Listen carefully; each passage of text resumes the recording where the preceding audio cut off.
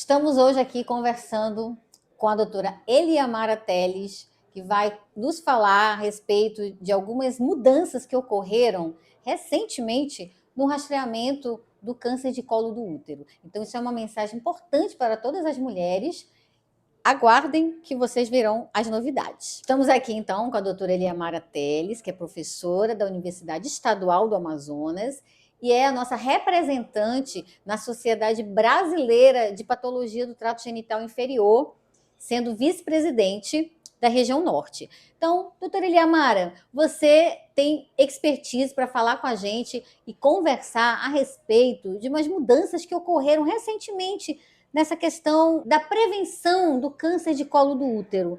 Fala um pouquinho sobre isso, para que as mulheres que estão nos ouvindo consigam entender o que é necessário fazer a partir de agora, o que mudou, o que fica, o que é de novo e o que podemos acrescentar em relação a essa nova estratégia. Primeiro de tudo, eu quero agradecer o convite, me sinto muito honrada, me sinto feliz, porque a medicina ela traz essas coisas boas, esses eventos que são importantes, não só para a gente trocar ideia, né? Eu falo sempre que a ginecologia ela é uma parte da medicina, das especialidades, que trata a saúde integral da mulher. Então, esse assunto, esses temas que você tem trazido aqui, e eu tenho assistido, são temas importantíssimos para nós, entre nós, colegas, entre nós que somos amigas, que representamos, que trabalhamos com a ciência, com a pesquisa, mas também para as mulheres que a gente atende, para a população amazonense, para a população do norte. Com certeza, falar de rastreio é falar de algo que cuida inicialmente da saúde da mulher, aquilo que vai levar a ela a prevenção máxima, né, em relação ao câncer de colo e a todas as outras doenças relacionadas ao HPV. Vamos falar das mudanças. O rastreio do câncer de colo, ele até 2024 era feito através da citologia, como nós já sabemos. A citologia que é a coleta da secreção vaginal, do colo do útero, e que a gente iria fazer a avaliação em alguns testes, se fazia pelo teste do Papa Nicolau, e depois evoluiu a citologia convencional, com avaliação do epitélio escamoso, glandular, de tudo aquilo que está revestindo o colo do útero, e essa leitura era feita por uma técnica no meio líquido. Evoluiu da convencional para o meio líquido, e agora, com a introdução do teste molecular, o teste que faz o rastreio do vírus HPV, o vírus que é responsável pelo câncer de colo e por todas as lesões precursoras, lesões de vagina, lesões de vulva, lesões do colo do útero. Esse teste molecular ele foi implantado pelo Ministério da Saúde no ano passado. E esse ano já passou a fazer parte dos protocolos nacionais. E nós, do estado do Amazonas, não podemos deixar de falar, de orientar as nossas mulheres em relação a esse teste, que ele vai pesquisar o vírus e ele vai dar um distanciamento se essa mulher, a partir de 25 anos, fizer o teste e esse teste for negativo. Deixa eu te perguntar, hoje a gente vê que mesmo com toda a informação que sai nas mídias, existe ainda mulheres que desconhecem a questão do HPV como causador, né, ou como principal causador do câncer de colo. O que você deixaria de lembrete, de mensagem e de chamada para essas mulheres em relação ao HPV? Então, a primeira coisa é, quando a gente fala de HPV, a gente lembra logo do câncer de colo de útero, que o Amazonas ele está em primeiro lugar, tanto nas doenças precursoras quanto nas doenças avançadas. E o que mais a gente tem que pensar em relação ao HPV? A gente tem que pensar na prevenção primária.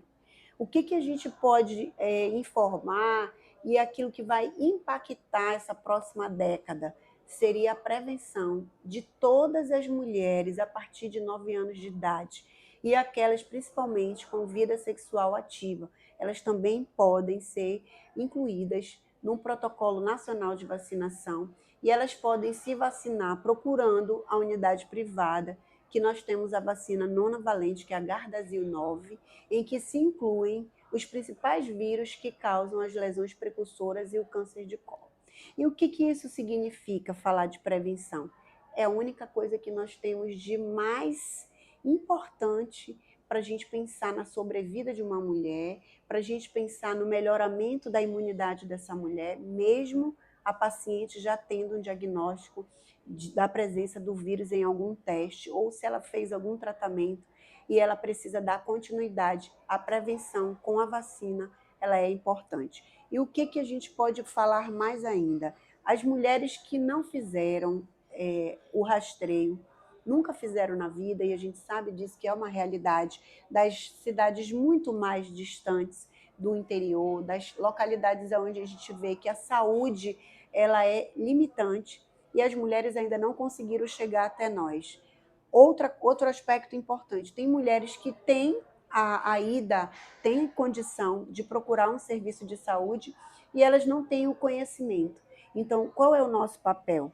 O ginecologista ele tem um papel muito importante e eu tenho certeza que a Patrícia e todos os nossos colegas que trabalham nas instituições de ensino superior, levando a informação aos nossos alunos, a primeira coisa que vai ser feita é essa mudança na conscientização das mulheres e da necessidade de todas as mulheres saberem sobre o vírus HPV, saberem sobre as lesões precursoras, quais são as lesões mais importantes que o HPV causa e quais tipos de tratamento essa mulher pode ter em tempo precoce, em brevidade, que é o mais importante. E a gente percebe ainda, né, Eliamara, que existe uma barreira cultural muito grande ainda em cima da questão da vacina, em relação à procura do exame, que é o método de rastreio ainda, que é ainda se usa a citologia oncótica, né? E agora vai ser introduzido brevemente, espero, né, de forma bem implementada, a genotipagem, né, dos testes moleculares, como você bem colocou. Mas como que você vê essa dificuldade? Porque apesar de todo esse avanço, toda essa evolução que a gente teve, infelizmente nosso estado ainda sofre com o número de casos elevados de câncer de colo. Então, como você disse, acho que a informação é importantíssimo, levar o conhecimento para a mulher de que ela tem esse direito de fazer o exame, não é isso? Tem o direito de fazer a vacinação, e essa nova vacina, como você bem falou, ela é mais abrangente. Fala pra gente quem pode fazer, até que idade ela pode ser feita, porque também tem uma certa dúvida na população em relação a isso. Sim. Então, a primeira coisa, existem 3 fatores que eu acho limitantes para que as mulheres possam chegar e fazer os seus exames. Levando em consideração o nosso estado, que geograficamente ele tem uma mudança, né? Dependendo da região, dependendo da cidade, existem localidades, né? Existem etnias que são importantes a gente falar, são etnias que a gente não pode deixar de destacar. Essas populações, elas são populações que estão limitadas pela parte cultural, como você falou, né? A cultura. Mas que cultura, Eliamara, que cultura, Patrícia, pode limitar? A cultura sexual, a informação sexual, né? A forma com que existe dentro daquela população nos relacionamentos sexuais, a educação sexual, que a gente sabe que é limitada, e outros fatores também próprios daquelas populações que vivem em lugares muito mais distantes e fechadas, né? As informações que nós temos aqui fora, e que são informações do próprio desenvolvimento da ciência. Esse é o primeiro fator. O segundo fator é exatamente a informação. Nós, como professores, como ginecologistas, como médicos, nós temos a obrigação de levar a informação principalmente para os nossos alunos de medicina, porque os nossos alunos eles fazem esse trabalho, o trabalho inicial de viver a vida da medicina, a vida prática no interior. E lá no interior, eles vão ser os primeiros promissores de informações organizadas, de informações pautadas, né, em coisas, né, que são bem práticas da vida deles, mas que são muito importantes e que são relevantes para essas populações. Então, a informação é o segundo ponto que a gente precisa trabalhar, que a gente precisa levar, né, como profissional, como professores, como especialistas, né? E o terceiro momento é a gente fazer a gestão entender, os gestores nacionais, os gestores estaduais e os gestores municipais entenderem a importância que é o custo-benefício do teste molecular, deles serem aplicados nas populações, na população feminina entre 25 e 64 anos. A vacinação ainda pode ser feita nas unidades básicas de saúde em meninas e meninos a partir de 9 anos de idade. E agora, com a atualização do Programa Nacional de Imunização, essa vacinação ela pode se estender até os jovens até 19 anos que não conseguiram fazer a vacinação no primeiro momento, Sim. quando a vacinação foi introduzida no Programa Nacional que existiu lá atrás. Isso precisa ser reforçado, né? Porque quem não fez, ou mesmo quem fez, deve fazer nessa faixa etária um pouco mais tardia, né? Que é o dos 19 anos, até 19 anos. E a gente não pode deixar de lembrar da população, dos casos especiais, das populações que vivem em risco, daquela população que vive na rua, que a gente chama que é população de risco, e a gente precisa atender as mulheres. Então, nós temos ainda a vacinação quadrivalente, que está disponível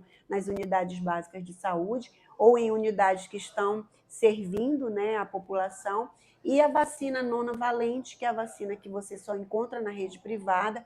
Eu também já estou estimulando as minhas pacientes, os meus alunos, os alunos que estão formando agora, os nossos colegas também, inclusive um papel muito importante agora no Congresso Brasileiro que a gente está começando a prescrever a vacina Gardasil 9, que é a vacina nonavalente, para todas as mulheres que já iniciaram a vida sexual, e a gente sabe, através das pesquisas científicas, das evidências, que existe um benefício muito grande para as mulheres, principalmente para aquelas que têm testes negativos. Isso é uma coisa que a gente precisa também desmistificar, porque na mente das mulheres acaba ficando que é só a adolescente que toma vacina, e não é.